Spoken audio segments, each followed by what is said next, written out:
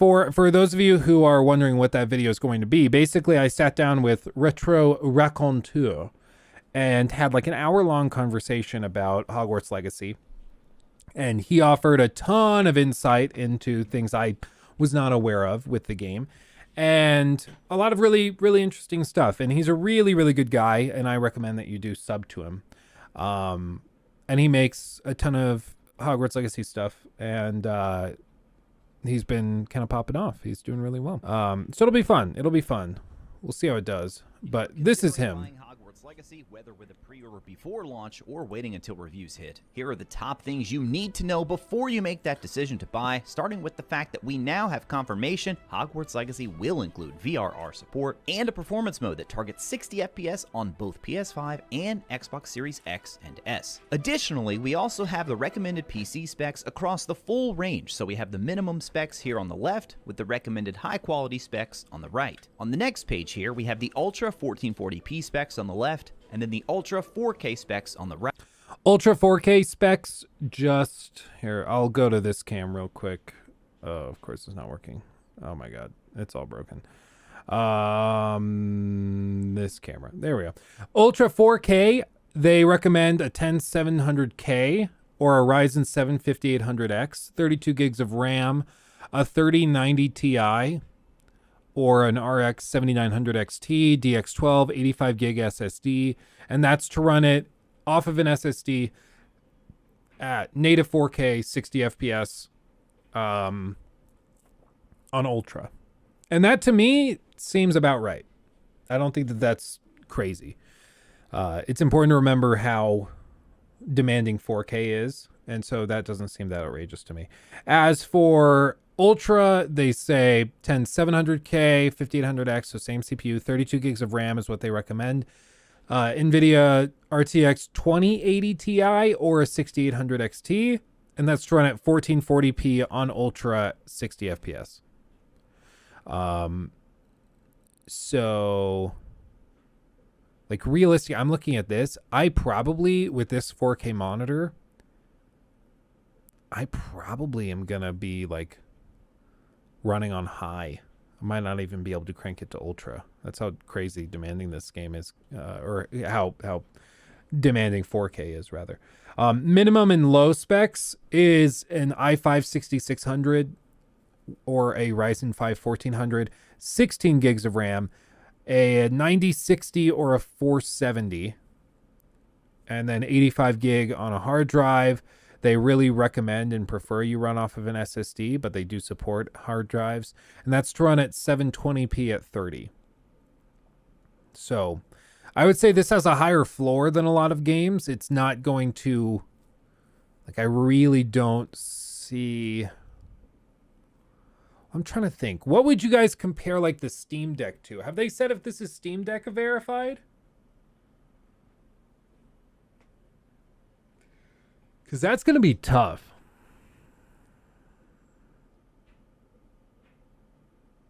No DLSS. I don't know if they've confirmed that yet or not. I don't remember. But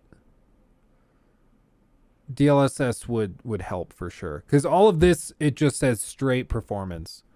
But DLSS could help a lot. Like if you run DLSS 3, if that's supported, which I'm not sure if it will be, but if you run that, you could probably hit 4K and get closer to like 100 to 120 frames off of like a 3080, 3090. So Steam Deck will catch fire. Well, like that's the whole thing. The Steam Deck runs at 720p.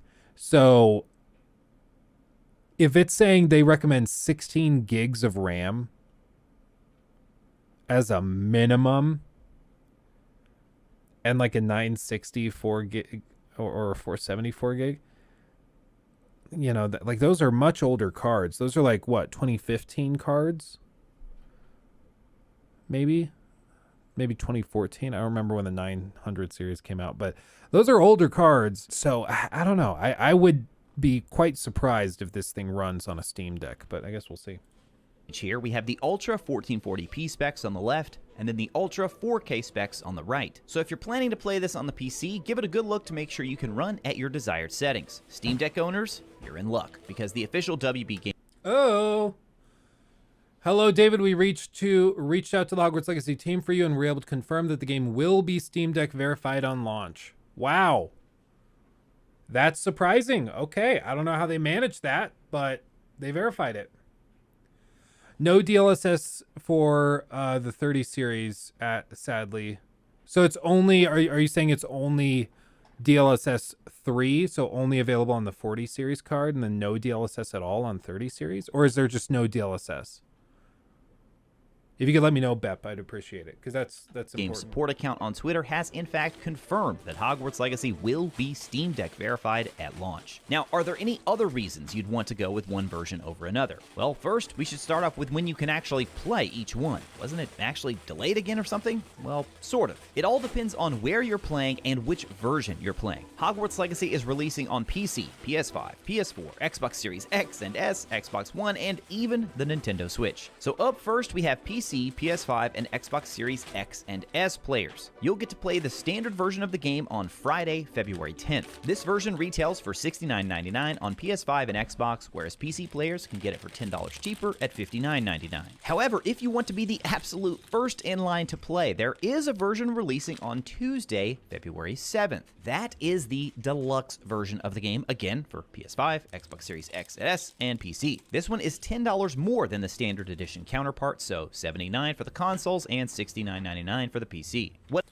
So we talked about this in our little collaboration that you guys will see soon. I really don't like the early access thing. I think it's stupid.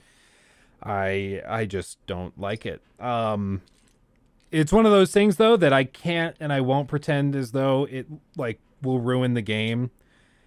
I find it dumb, but you know what? If that's one of the ways they can make more money is by just sliding in, like, you can play it early if you give us extra money. You know what? If you want to do that, more power to you. I don't think that it's, like, unless you're a content creator, I don't think it's worth it. I don't think it makes sense. If you're a content creator and you're going to make, like, videos on it, yeah, get it early if you don't have a review code or anything, but still. Like, I just find it dumb, but it's not a huge deal, I suppose. Play the broken beta by giving us money. Well, that, or it's polished and is in fact finished, and you just get to play it early and be done by the time a lot of other people start. The problem with narrative games, and the thing that kind of bugs me about it, is again, I've talked about like having two classes of players. I really dislike that, and I find it quite distasteful a lot of the time. And in this case, like, it really does start to feel as though there's two classes of players, because if you can't afford to pay the extra bit for it, then like you could realistically have the game spoiled for you. I dropped a piece right in my grundle. Hold on. Little stud. And it just sucks that you could have the game ruined for you because you can't pay the extra $10 or $20 to get the upgraded version. And that sucks. Like, if you're just broke and you just want to play the game, you might have the game spoiled because people will finish the game by the time you start. And that's just lame. What else are you getting in addition to that 72 hours early access? Well, the deluxe... Will you be streaming it on early access or the official release date? Usually, when we have access to this stuff, they will, like, if they send a review code, they say you can start streaming on the early access date. So we could stream. What we might do is just like the first hour, and I'll just be like streaming the first hour of Hogwarts Legacy, and we just do that and leave it there. Not play too much. In my experience with games like this, even if I try to stream it, a lot of people just don't tune in because they just don't want it spoiled. So it probably isn't even going to be a particularly successful stream. So I wouldn't stress about it. I wouldn't anticipate it being a problem. I realistically, I find it, I think it's fairly unlikely that I will end up streaming it at all. At least within the first like week or two of launch. So what are you building? This is the Lego Titanic. You can see that part's built. This is the next part that we're working on. So we're just chipping away at it. Version also includes access to the Dark Arts Battle Arena, Dark Arts Cosmetic Set, and the Thestral Mount. Now, Now, what if you want to take a wait and see approach and just see if those cosmetics are really worth that extra $10 when it comes to the battle arena and the cosmetic set and, of course, the Thestral mount? Well, even if you purchase that standard edition that we talked about, you do have the option to purchase an upgrade after the fact. So you can get the game, check out reviews, and see if you actually think it's worth paying that $10 to do it, and then you can add it on after the fact if you want. We did already get a very good look at the Dark Arts Battle Arena in the most recent gameplay showcase, which you can see some of that footage here, and yet they also confirmed there are 2 more arenas that everyone will have access to. Unfortunately, we have yet to see those in action and to see how they will compare to the Dark Arts Arena. Now, oddly, the Digital Deluxe includes a single item that's not included in the physical, and that is the Dark Arts Garrison Hat. Not really sure what the deal with that is. Maybe they just want to give you a perk for going digital. Not sure. Now, I also want to say I'm not here to tell you whether you should pre-order or you should not. That is totally up to you. Of course, you can pre-order all the way up until the actual launch of the game, so hopefully there will be a chance to check out early reviews or previews of the game once folks start getting their hands on the game, which we've yet to hear when exactly that's going to be. If you've been burned by pre-orders before and you take the wait-and-see approach, trust me, I get it. No harm, no foul. So to try and entice players to pre-order, though, they are including a digital item with any version of the game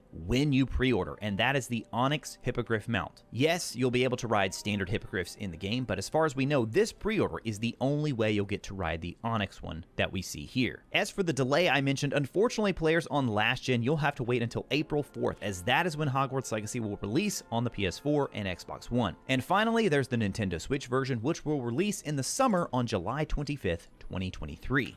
That thing's going to run like ass. I mean, we're looking at these stats and we're like, how on earth are they going to get this running on a Steam Deck? And somehow they're managing it. How are they going to get this thing running on a Switch? It's going to run at like 300p with 10-minute load times. Like, it's going to be horrible. Like, dear God. But I do think it's good that they are delaying those versions to focus on the versions that we're actually, I think most people are going to be playing on. I know some people, they only have the last gen consoles, and I understand it's kind of a bummer to have to wait for this stuff. I totally get that. And I will be honest with you, I think the PS4 and Xbox One versions, and certainly the Switch version, I think they will run like absolute donkey ass. And I don't say that to be mean or like a bummer. I'm just being real with you. I'm not going to lie to you. I'm guessing they delayed it because they run like donkey ass. And so they're like, okay, we're just not going to frame this as like one of the launch versions. We're going to let the game come out, have great reviews, and then we'll break it to everybody that these versions are really, really rough. And I can't blame them for doing that. You know, I get it. I understand it. So I would heavily suggest, like, if you've been considering maybe saving for that PS5 and you're like, maybe I'll wait till the end of summer to get it. Like, I would probably just go do it. I know that sounds crazy, but like, if this is the game that you really want to play, and this is going to be the special thing this year, and this is going to be the game that you've waited for years, I would say, like, I probably wouldn't play it on last gen stuff. I just can't imagine it running very well. I sold my PS4 and it paid for more than half of my PS5. Oh, that's awesome. I'm honestly surprised people are buying PS4s for that much. Wow. Okay. I will say I went into Target the other day and saw they have PS5s in stock sitting on the shelves. It was the Xbox Series X that was sold out, but the PS5s, they had a ton of them. Like, they had 2 out in the little display case where you could see them and see that they were in stock. And then they had, like, I think the guy said, I asked him, how many do you have back there? Because I asked, like, so you got 2 PS5s in stock? And he's like, yep. I said, do you have more in the back? He's like, oh, yeah. If somebody wants to buy one, I take it out of the back. It's way easier than getting the keys to open up that thing. I was like, okay, how many do you have in the back? Just as curiosity, because I know that these things have been sold out for a long time. He said, I think right now we have a few dozen. And this was not like a crazy huge Target. This was like A Target in Loveland, Colorado. Like not a crazy big place, not the New York, you know, I don't know if New York has a big Target or something. I would imagine so, but it's not like a huge store, but it had a ton, and they were all the God of War combo versions. They didn't have standalone PS5s. They only had the God of War version that comes with that game. So it's like $60 more, but it's really interesting. Do you think there will have a prophecy wall and there will be a mysterious boy with round glasses? Oh, for sure. For sure. And if this takes place, I think he said in 1892, Dumbledore would be a first year. So you'll probably even run into Dumbledore and meet him, which would be cool. God of War version only available here in Finland as well. Yeah, I mean, it's not a big deal. Like I still have a code for God of War Ragnarok. I think I'm going to give it away to members. So if you are wanting to get this and you need a copy of God of War Ragnarok, I think it's only for the PS5 is this version, but I don't know. It might be backwards compatible. I really don't know, because if I try to redeem it, then it's no good. So I think we'll give that away to members because I just have that laying around. But I think what it's going to do is it's going to make like secondhand copies of God of War Ragnarok dirt cheap because they're just flooding the market. If you're building the Titanic, can we get a James Cameron cameo? I'll work on it. Yeah, I'll make some calls. His name is James Cameron. Wild man here. Would be cool to see Dumbledore. Well, like I said, I think he'll be a first year, so he's gonna be like the nerd, the little kid that annoys everybody, like the really try hard kid. It's gonna be funny. I'm excited for that. Another consideration you'll want to weigh in your decision on which platform is the timed exclusive content. That's right. Love it or hate it, both the PS4 and PS5 versions include the Haunted Hogsmeade Shop Quest, which will remain exclusive to the PlayStation platforms for a full calendar year. After that year is up, But remember, Xbox, they're the ones that are anti-consumer, right?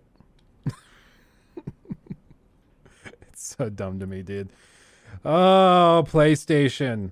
And then they go to regulators and they whine about it. And they're like, no, Xbox is being mean and they're trying to like take games away from PlayStation players and take stuff to make the experience worse for PlayStation players.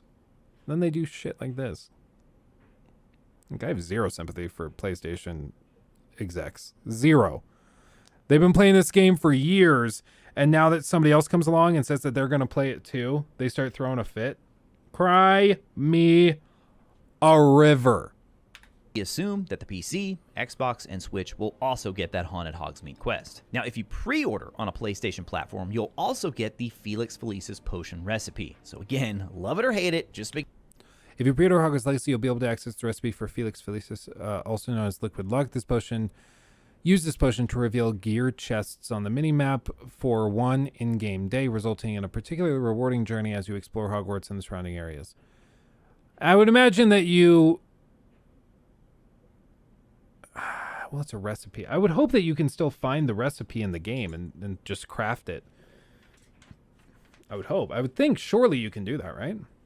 Making sure you are fully informed on all the additions of the game. Now, this is one thing I do like about Retro, is that he's not saying, like, he's not the kind of guy, and this is why I asked him to do the collab.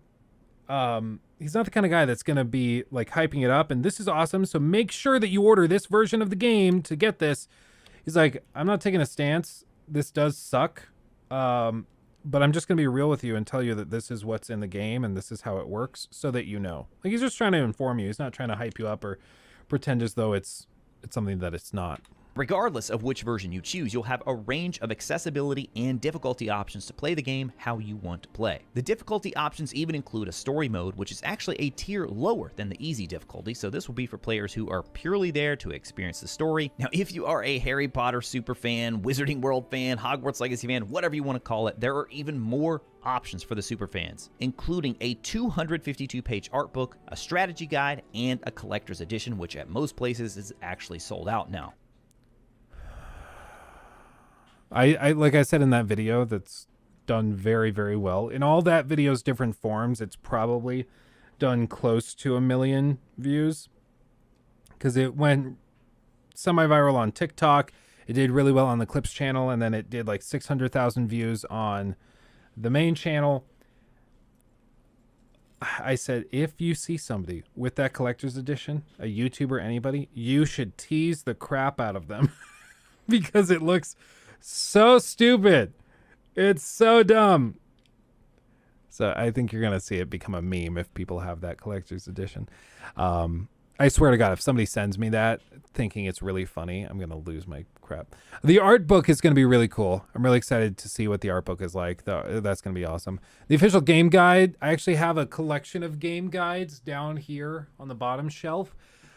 I never use them, so I really should stop buying them, but I do find them cool. And then, like I said, the collector's edition is ass. As far as the art book goes, you can get that just about anywhere books are sold, including on Amazon. I'll throw a link down in the description below. And we recently had a sneak peek of this art book courtesy of Sci-Fi, and as a pretty diehard Potter fan myself, I have to say it is looking very impressive, even though the price tag is a little bit steep. It's like $45 last I checked, but it certainly seems like they are packing a lot of content in that art book. That's honestly not as bad as I was expecting. I've paid too much for art books previously, so that's really not terrible.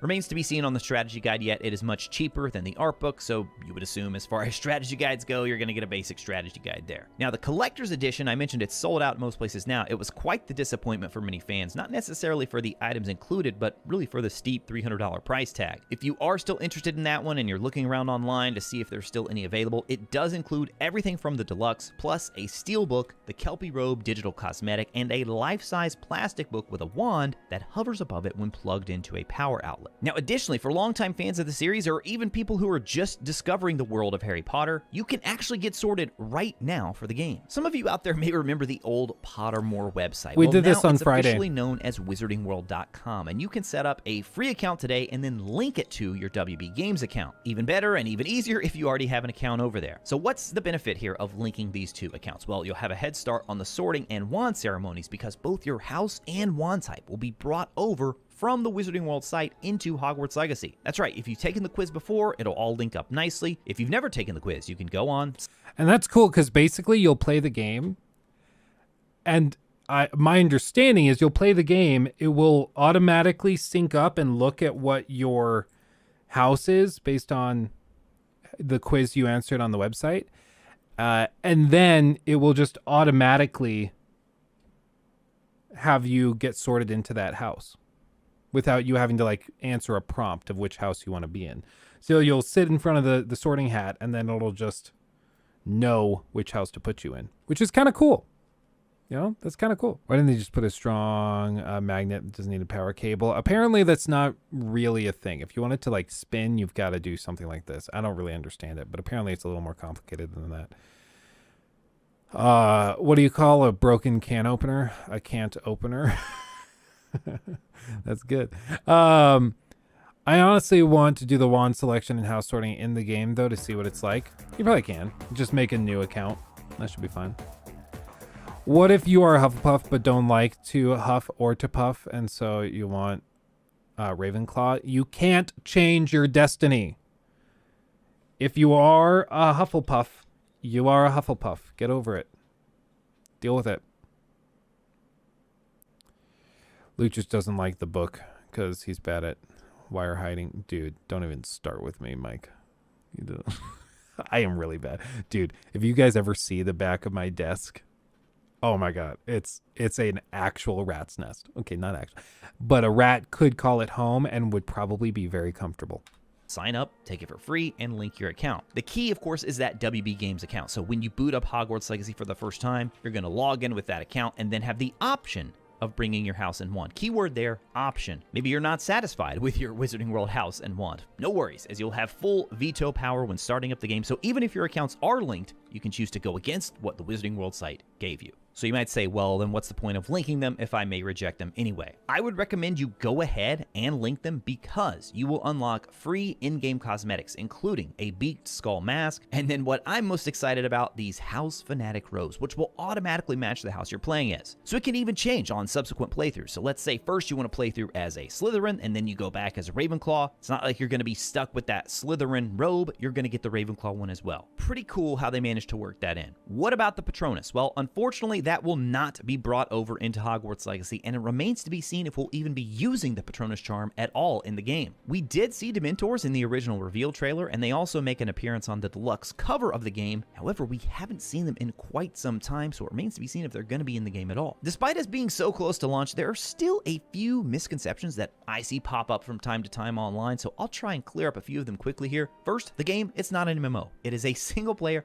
open world action RPG, no multiplayer either. When it comes to Quidditch, no, not happening, at least in terms of playable Quidditch. Of course, Quidditch is going to be part of the world. We may even see people playing Quidditch in the game, but as far as our character being able to play, no, that has been confirmed, not happening. They've also confirmed no wizard's chests or gobstones, although it's possible we could see some other mini games, we just don't really know what they are yet. Unless, of course, you've looked at the trophy list and then you might have an idea about at least one of them. That being said, there are some inclusions that fans never expected, like a fully customizable room of requirement in addition to multiple vivariums where you can care for magical beasts that you've rescued from poachers. I mean, this one here just really excites me. I never expected anything like this level of customization here in the room of requirement. I mean, this is taking me back to when Animal Crossing released and I'm just sitting there decorating my house. It truly looks like we are going to be able to make this area our own. As for other customization, you will be able to create your character at the start of the game, and while it doesn't appear to be an incredibly deep character creator, there will be quite a few options to give your witch or wizard a unique look that hopefully suits you. The hairstyles in particular, though, are incredibly well done. As far as the story goes, it has been kept fairly quiet, but we do know that our character starts their journey in the wizarding world with a bit of fanfare after having survived something of significance. It seems likely that it's connected to our unique ability to perceive and master ancient magic. Now, this whole idea of ancient magic is a mechanic that acts both as a plot device and an actual gameplay mechanic in the form of this ancient magic meter. Believe it or not, this meter gives you the ability to perform incredibly powerful attacks like this lightning strike here, or even turning your enemies into a chicken. What about other spells? Well, guess what? We will have the option to learn the 3 unforgivable curses: Crucio, Avada Kedavra.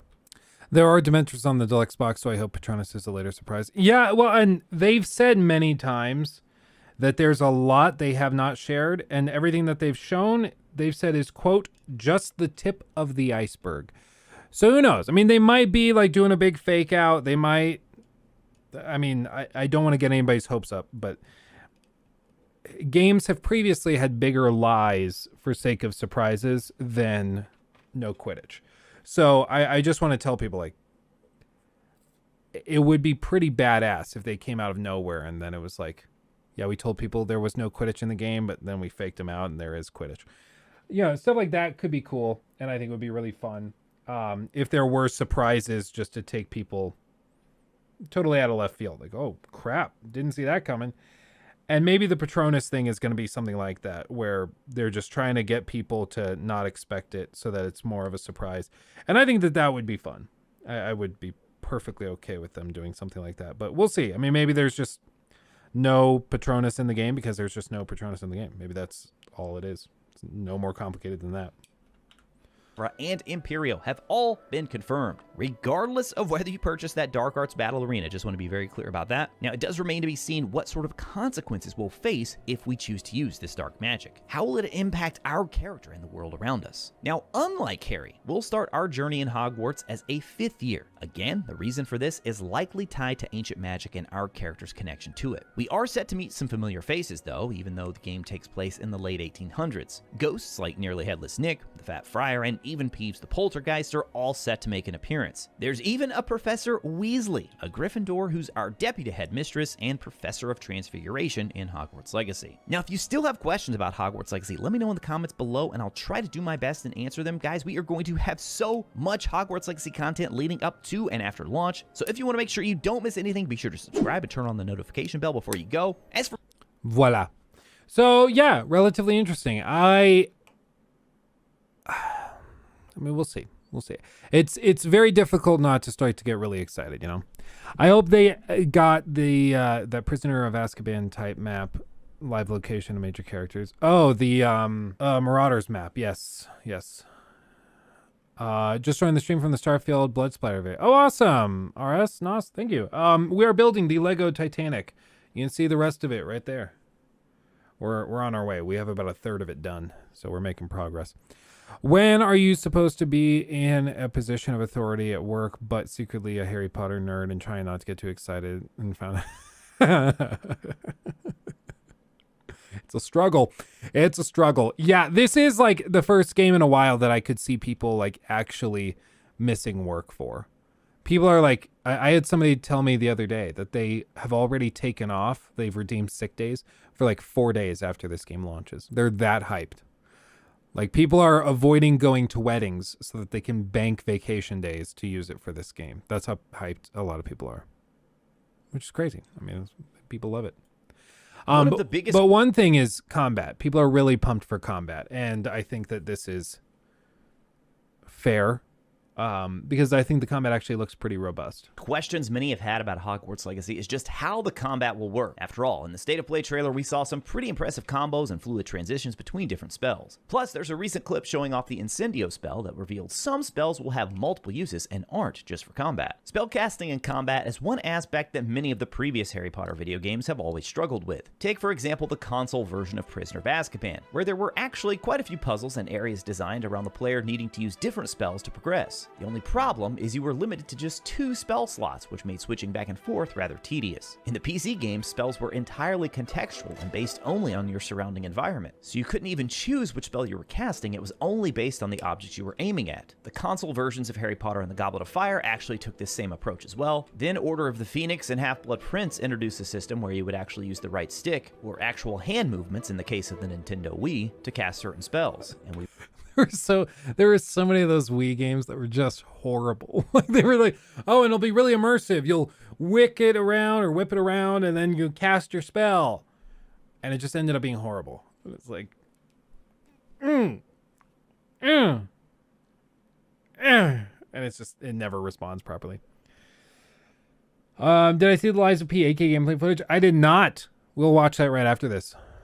We really don't even need to talk about what happened with Deathly Hallows. So one of my personal hopes for a really well-made Wizarding World game has always been if they could nail the spellcasting in a way that's intuitive, not repetitive, and most importantly, fun. Well, after 2 gameplay showcases, we have a much better idea of how spellcasting is going to work in the game, and honestly, I'm pretty encouraged by what they've shown so far. When it comes to spellcasting in Hogwarts Legacy, everything starts with the right trigger. So if you tap R2, that throws out a basic shot. But that R2 is also your gateway to all of the spells that you might slot. So if you hold R2 instead, you can see how the diamond expands. And if we let go, you see how it contracts? Yeah. And so if you hold it again, it expands. By holding it down, button prompts appear on the 4 spells slotted in the bottom right corner. This reveals the face buttons, and pressing one of those 4 buttons while still holding R2 will activate the corresponding slotted spell, and these can be arranged any way you want. Now, just a bit further down, we see a D-pad icon with one section that's shaded slightly different from the others. This section represents the active set of spells that we see above. So while holding R2, if we instead hit one of the other 3 directions... The Deathly Hallows game was a travesty. Should we try that? Would that be funny to try that in a video or something? I'd be down to try it. What's it on? PS3? Probably. It's like 2010, 11. It's probably PS3. Maybe we could find it. If you guys are able to, while I'm doing this, would you be able to look up if there's a way to play it? Like, is it backwards compatible? Would we have to use an emulator? I don't have a PS3 laying around, so we'd have to find some way to do it. But if you guys could find a way to play it, that'd be super funny. On the D-pad, a new set of spells will appear. We haven't seen what the customization screen will look like just yet, but the basic idea here is that we'll have 4 sets of 4 spells to correspond with each button on the D-pad, which means we'll have easy access to at least 16 of the slottable spells at any given time. So all those combos and quickly switching back and forth between all the different spells that we've seen in the trailer, that's how they do it. As for how many spells are present, game director Alan Tu has revealed there are more than 20 slottable spells. We also got a blurred look at what could potentially be the full... Okay, I might be able to find it on like GOG. That could be cool. It's probably on GOG. I'll look for it. List of spells during the second gameplay showcase, and of course, fans have already slotted many of the spells we know about into a spot with a list of the unknowns as well. You'll also note the color coding system Avalanche has in place to separate out different types of spells. We have damage spells, which are red, and so far we know about Confringo, Incendio, Defendo, and possibly Expelliarmus. That is, if you believe this icon here is Expelliarmus, which leaves one unknown damage spell. Now, as for the purple spells, you can think of these as force spells. And here we have Accio, which which is noted with the hand pulling back and the arrow. We have Descendo, which is the hand pointing down, and the Depulso with the hand pushing forward. And again, that leaves one spell we don't know about in this category. Then we move on to Yellow, which are control spells. Here we have the hand in the upright position, and this is the icon for Arresto Momentum. See this crazy like detective level crap that people do? Like, people go crazy with this. On Reddit, they're going like full detective mode, checking out like all the different blurred out versions. Because basically in the showcase, the gameplay showcase, they pixelated the logos or the items and spells. So they changed it around, and now they're trying to reverse engineer it, which is super, super funny. Sean Dara donated 50 hey, Sean, Australian thank you. dollars through Super Chat. Get the little dude some Duplo blocks. I will do that. I will actually, like, right as I finish this, I'll pull it up on my phone and get them. Lockie will love that. Thank you so much. And Maurer, thank you. Imagine Warner Brothers announcing a VR2 mode for Hogwarts Legacy. Could be great. That actually would be cool. I would give them that, like a tour mode for Hogwarts Legacy where you could like tour Hogwarts in VR. That'd be pretty fire. Have you seen the map people made from the showcase?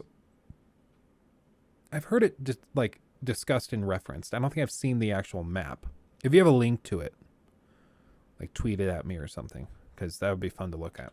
I've heard Then of we it. have the feather here, which is actually Levioso, not Wingardium Leviosa. Fun fact, Levioso is purely a levitation spell, whereas Wingardium Leviosa actually allows you to move the object instead. Of course, it's still possible that that spell is in the game as well. And since we actually have 2 slots here in the yellow that are open, very possible it could fit into one of those 2 slots. We have a dark green color coding here, and we actually know about all 3 of these spells because this is where the unforgivable spells are slotted. Avada Kedavra, Crucio, and Imperio. Then we have a set of light green spells, and it seems that all of these are actually associated with different actions you're going to be taking in the Room of Requirement. We have one here with a cup, one with 2 arrows, and then one that looks like some sort of cloud or pellet, possibly Evanesco, maybe to remove an object. Speaking of Wingardium Leviosa, maybe that's the arrow spell. You can kind of like move objects around. I don't know, the icon doesn't really fit with Wingardium Leviosa. And then we have the cup, which I've seen some speculation could be a way to feed or give water to the animals, or maybe it's a conjuring type of icon instead, as in transforming the cup into something else. We actually got our best look at these in the second gameplay showcase, during the final section where they really go into detail on the Room of Requirement and everything we'll be able to do there. Then we have the light blue section of spells, which we do not have a name for these. I'm going to call them utility spells because the only one we know about here is Lumos. So not really a combat spell. We've actually seen Lumos used in the previous games to do some puzzle solving and to reveal certain locations. Of course, in the books, we know this is basically like a flashlight for wizards. Very handy to always have on you. So there are 3 of those spells that we don't know about. And then we have 3 more that are kind of a darker blue color, and it appears that these 3 are also all related to Fantastic Beasts. One for cleaning and taming. We see the little brush here. This one is most likely feeding. And then we have a bag here, which could be used for capturing the creatures or rescuing the creatures, depending on what type of wizard you want to be, I guess. Now, if you notice, there are a couple of confirmed spells that I did not mention in the slottable category. That's because there's an additional set of spells that they're referring to as essential spells. These are spells that are going to be important for you to have quick access to be able to use these at any given time. And these are actually mapped to other buttons on the controller, so these are not triggered by R2. For example, we have left on the D-pad, which is going to be Revelio, R1 for Apugno, the Ancient Magic Throw, apparently. Looks like that one has been changed, maybe due to a lore reason. And then another one we know about is Protego, which is the shield charm. This is going to be used by pressing triangle on PlayStation controllers, which means Y for Xbox controllers. Now, another spell that's been confirmed is Stupefy. And what's interesting about how this one is cast is it's really being used as sort of a counterattack, at least in terms of the way they described it in the second gameplay showcase. They said when you block with Protego, if you hold down triangle, you'll actually fire back Stupefy as a counter spell. So it remains to be seen if we'll be able to set Stupefy as its own separate spell. We've also seen Petrificus Totalis being used, specifically in this stealth section here, and so it actually appears on the square button. And it only appears here in this contextual situation. So when you're sneaking around, you sneak up behind this guy, and then you can push square for Petrificus Totalis. One of the game's biggest mysteries continues to be the ancient magic and our character's connection to it. You can even use the mysterious, powerful magic your professors do not understand to obliterate your strongest foes. As you chain combo attacks against enemies and collect the blue magical aura left behind after some fights, you'll power up your ancient magic meter. Once it reaches the halfway point, you'll be able to trigger an incredibly powerful attack using L1 and R1. In the showcase, we see this manifest itself in 3 different attacks. One, You know, sometimes I realize, what if someone just brought a gun? Dude, for real. That was my whole thing in Star Wars that always made me like, it kind of took me out of it. Because in Star Wars, like, they're shooting these blasters and they don't seem to really do anything. And people just, like, they get hit and it kind of seems to burn them a little bit, but they're not too bothered by it. And I was like, what if they just, like, brought a 50 caliber sniper rifle and they just, like, shoot somebody's leg off? Like, that'd be way more effective. But no, I'm the weird one for bringing that up. Like, I can't help but notice that this crazy imperial empire that's building an actual, like, planet-sized spaceship, yeah, they don't, like, they're opposed to just using, like, actual bullets, which are going to be way more effective than these stupid lasers. It's infuriating. It just doesn't make sense. Harry Potter America. Can you imagine if they, like, that's J.K. Rowling's next thing is she's going to bring Harry Potter to the States, and then it just turns out that it's, like, basically just a bunch of gangs, Gangland Chicago, but they're all just using spells. That would actually be relatively entertaining. That could be interesting. Lightsabers can deflect blasters. Also, there's high energy blasters that some bounty hunters use when they go up against Jedi.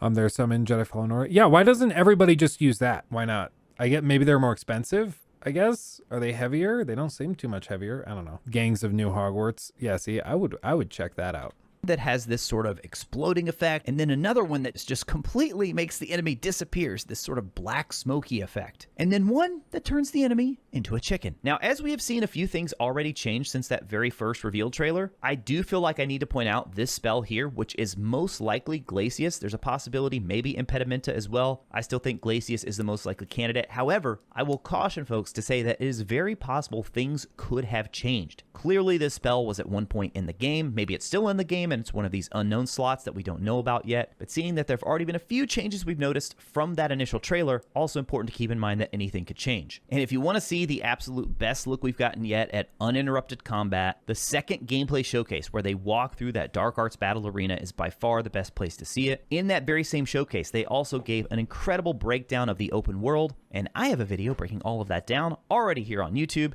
I'll link it here on the right side of your screen, so check that one out next. If you guys are looking for more Hogwarts Legacy content from now leading all the way up to launch, and of course after launch as well, make sure to hit that subscribe button before you go. As always, thank you all so much for watching. I'll talk to you again soon. Lots of stuff. I mean, the one thing that's kind of blowing my mind is that there's so much that seems to be changing.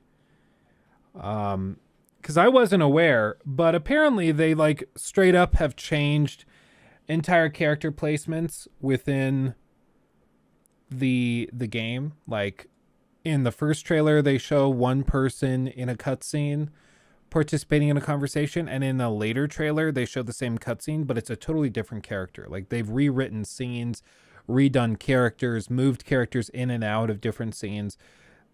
A lot's changed, you know, and so it makes me really wonder if it's being changed, like they didn't expect the reception to be so crazy positive, so they initially were very limited on scope, and then they decided to go balls to the walls once they saw that this was going to sell gangbusters. Or was it kind of the opposite, where they're like, holy crap, a lot of people want this, we need to really polish and refine this, so let's cut stuff. I don't know, but stuff's changed is the main thing. What does that imply, that characters are being shifted around? Well, I mean, to me, it would imply that they're rewriting stuff, for one, is kind of the main thing. They're rewriting a lot of stuff, which I'm not opposed to. I think you can easily rewrite stuff, and I think that's okay. But the reason why I think that that's important is because if people are going to be looking at those scenes, trying to infer from the first couple of trailers what the final game is going to deliver and provide, they might be in for a rough go of it, because so much has changed, you know? Because a lot has. pretty clearly. I mean, he's even saying some of the spells they showed in that first reveal trailer might not be in the game anymore. They might have scratched that because maybe they found it was too overpowered or just didn't work, you know. So there's all sorts of stuff that shifts around. He took my thing!